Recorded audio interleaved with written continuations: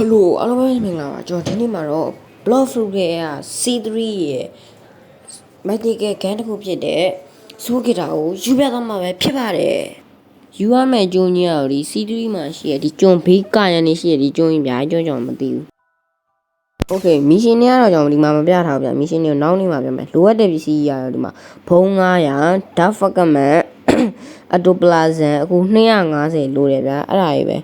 ဟုတ်လားနည်းနည်းတူတယ်ဗျာဘာမှကိုမလိုတလို့ပဲ